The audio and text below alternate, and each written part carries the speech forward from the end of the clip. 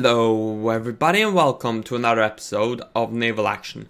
So today we're going to take a look at what's coming in the next patch. This isn't patch notes, mind you, so it's not everything that's coming next patch, or it's not exact. Things can change, that's what I'm saying. This is no guarantee. But this is what the devs have said.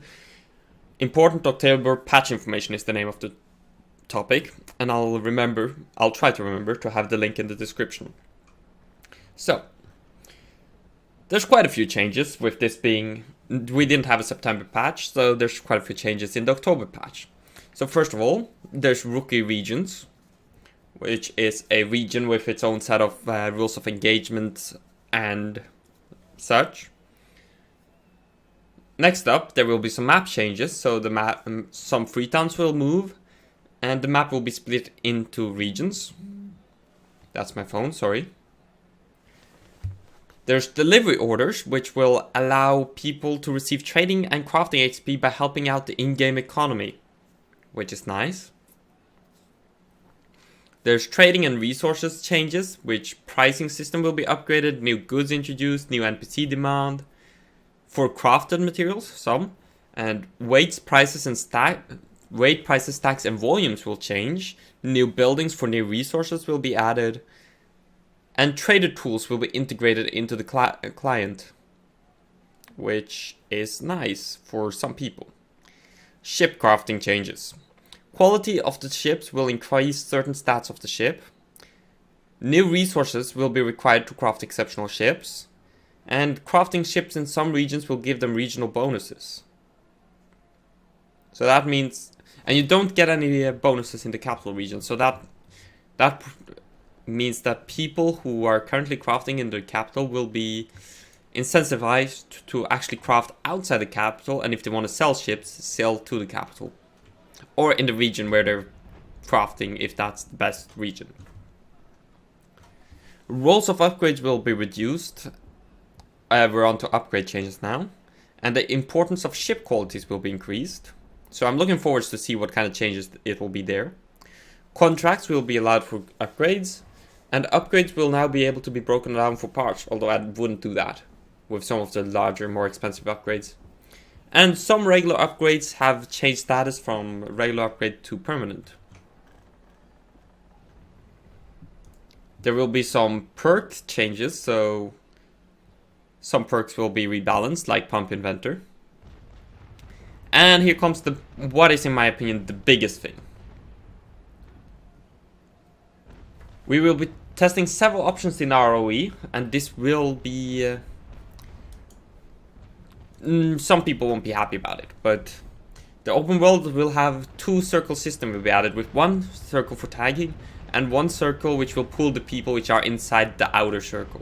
So, while tagging, the guy you are tagging needs to be inside the inside circle, but everyone that's inside the outer circle will be pulled into the battle. And the battles will instantly close, which is interesting. And I like the idea of this system. We'll see. And in Rookie Zone, the battles will always start 1v1, and battle will be opened until the BR of the battle evens out. And hostility missions, battle will be open all time.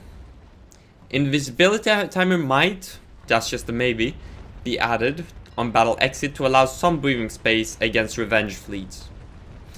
And open world NPC fleet will no longer count for 5 times anti-griefing protection. Only players will affect that rating. And lastly, crew size will lower the battle rating of your fleet, so if these are for illustrations only numbers and are not in any means final. So if you sell a cutter with 2 bosom towers and the bosom towers has 30 crew each, the battle rating of your fleet will be 120. 40 for each ship. Of course, this is all subject to change, those numbers. Mission changes. Missions cannot be taken for every region from any port, and missions will generate or reduce his hostility, which is part of the next large thing, which is battle changes. But we'll get to that after bot distribution changes, which regions will now have national NPC fleets, so in Dutch regions you'll mostly just see Dutch fleets, but only occasional other nation fleets. And now the port battles. This is what a lot of people has been waiting for. Port battle instance will not change, since forts took too long, so there won't be any land in port battles or shit. There won't be any shit either. I accidentally closed the tab.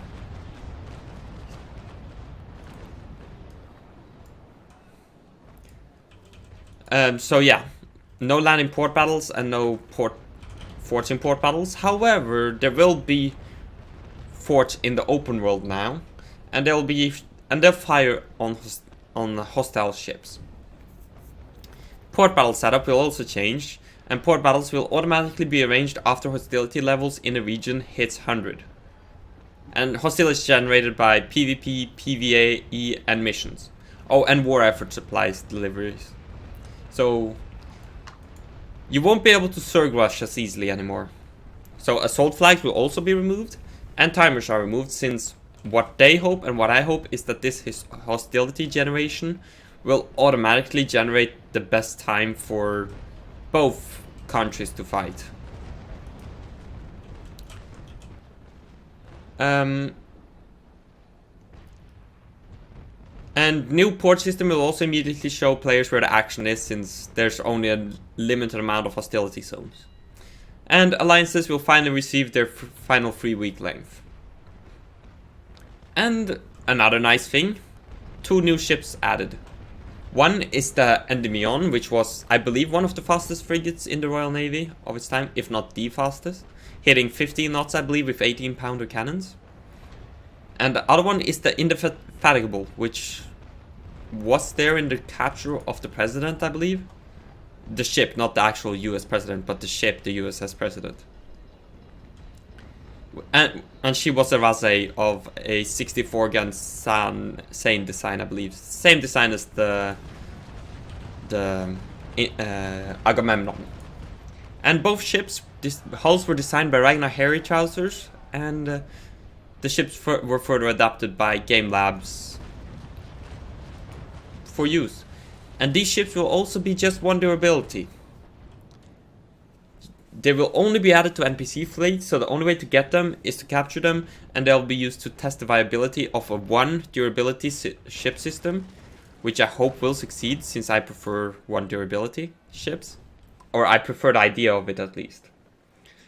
So that's quickly been some changes to the next patch, and I like the 1 durability system. I've discussed before why I prefer it, but we'll see if it actually is better than the current system. Port battles, of course, the change system is nice. A lot of people have been waiting for them. Gets rid of those bloody stupid timers and the stupid flags. And the ROV changes is also something I've been waiting for. And hopefully the ROE changes will maybe solve some of the ganking issues. People should be more, they're probably not, but maybe people will be more willing to help. Probably not. And you pretty much always 100% know what you're gonna fight. It solves the exit screen thingy, as if people log in, wait for enemies to get past, and then one of them tags that didn't log out, and then when the battle starts, the rest of them log in, and yeah, it solves that problem.